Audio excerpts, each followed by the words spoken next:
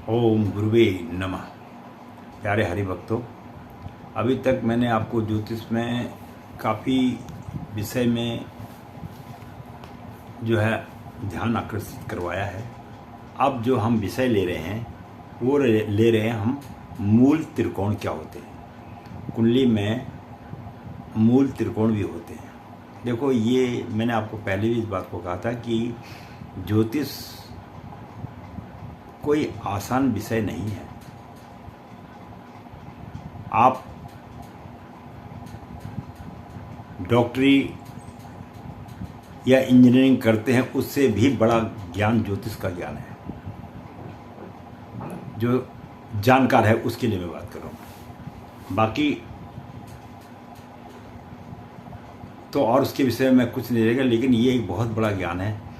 इसमें मनुष्य के जीवन में जन्म लेने से लेकर मृत्यु तक का संपूर्ण जो है वर्णन होता है, बशर्ते कि कुंडली का जानकार आदमी होना चाहिए। तो इसमें आप हर तरह की जो है चीज़ें ज्ञान प्राप्त कर सकते हैं। अब जो त्रिकोण में कोई ग्रह बैठा होता है, जैसे सपोज सूर्य है, सूर्य अगर मूल त्रिकोण सिंह राशि में बैठा हो तो वह व्यक्ति सम्माननीय, प्रतिष्ठित होता है, पूज्य होता है और धनी एवं सुखी होता है। तो सूर्य का त्रिकोण में बैठने का ये एक कारण है। अगर त्रिकोण में चंद्र बैठ जाए तो उसका जो अंश होता है वो 4 से लेकर 30 अंश तक होता है और वह व्यक्ति बहुत सुंदर, सुखी, भाग्यशाली और धनवान होता है त्रिकोण में अगर चंद्रमा बैठा है। और किसी जातक के त्रिकोण में अगर मंगल बैठ जाता है तो वह व्यक्ति जो है सामान्य धनी होता है और ये जो है 18 अंश तक रहता है और थोड़ा आदमी जो है नीच प्रकृति का भी इसमें हो जाता है और स्वार्थी भी होता है। तो अपना भला सोचता है, बाकी दूसरा उसकी तरफ से जाए भाड़ में, उसको उससे कोई लेना देना नहीं है। ये उसका प्रभाव है। और उसके अलावा वह लंपट टाइप का आदमी होता है और क्रोधी भी होता है। त्रिकोण में बैठे हुए मैं मंगल की बात कर रहा हूँ। और चरित्रहीन भी होता है, उसका चरित्र अच्छा नहीं होता, चरित्र का भी वो हीन होता है, दुष्ट भी होता है, निर्दयी भी होता है। उसके अंदर में दया भाव कोई चीज़ ऐसी नहीं होती है। और अब जैसी भी होता है, उसे कोई भी काम करने के बाद जस नहीं मिलता है। कई लोग होते हैं ना, ये काम कर दिया मैंने, ये काम कर दिया, उसमें को लोग प्रशंसा करते हैं। ऐसे व्यक्ति भी त्रिकोण में बैठे हुए मंगल से कोई प्राप्ति नहीं होती है। और जिसका बुध त्रिकोण में बैठ जाए 16 से 20 अंश की डिग्री में, तो ऐसा आदमी जो है महत्वाकांक्षी होता है, चिकित्सक होता है और सेना आदि में विशेष स्थान प्राप्त करता है, व्यवसायी भी होता है, प्रधानाध्यापक वगैरह की होता है, विद्वान होता है और राज्य मान्य तथा धनवान होता है। तो ये हमारा बुध का त्रिकोण में बैठने का महत्व है। अब जिस व्यक्ति के त्रिकोण में गुरु महाराज बैठ जाए, बृहस्पति बैठ जाए, तो ये 13 अंश में का होता है और राज्य प्रिय होता है और यशस्वी होता है।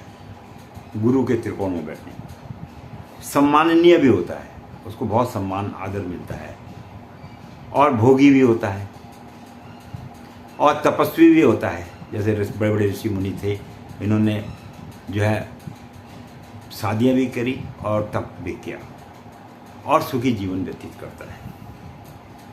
उसके अलावा अगर कुंडली के त्रिकोण में शुक्र बैठ जाए, ये 10 अंश का होता है। यहाँ पर आदमी जागीरदार होता है और स्त्रियों का प्रिय होता है। वह अनेक प्रकार की स्त्रियों के साथ संपर्क भी करता है, अनेक प्रकार के पुरस्कारों को भी प्राप्त करता है और पुरस्कारों को जीतने वाला भी होता है। जितने भी ये चैंपियन फैम्पियन बनते हैं, इनको जीतने वाला भी आदमी जिसका शुक्र मजबूत होता है वो बनता है। अब त्रिकोण में बैठे हुए शनि का क्या प्रभाव पड़ता है कुंडली पर?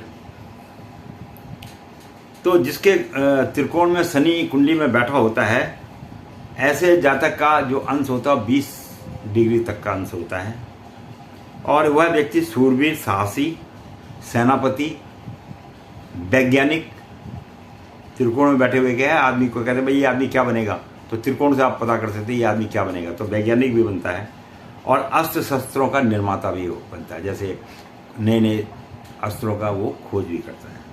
और कर्तव्यनिष्ठ तथा जहाज चालक भी होता है, जैसे बड़े बड़े जहाज वगैरह चलाते हैं, चाहे समुद्री जहाज हो चाहे आकाश का जहाज हो, ऐसे व्यक्ति जिनका त्रिकोण में शनि बैठा होता है वो होते हैं। अब बात करते हैं राहु के त्रिकोण में बैठने में। तो जन्म कुंडली में मूल त्रिकोण में कर्क राशि में अगर राहु हो तो आदमी लोभी, बाचाल वाला और धनी होता है। तो त्रिकोण में बैठे हुए ये राहु का खेल है।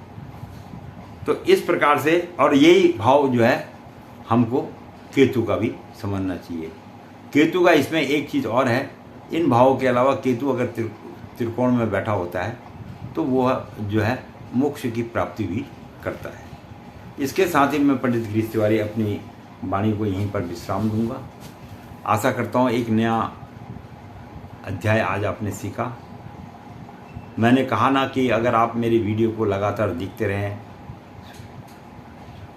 और सब्सक्राइब करते रहें और लाइक करते रहें तो मैं एक दिन आपको एक अच्छा महान ज्योतिषाचार्य तो बना ही दूंगा, बशर्ते उसमें मेरे को आपका सहयोग मिलता रहे। इसके साथ ही आप लोगों का वीडियो देखने के लिए बहुत बहुत धन्यवाद।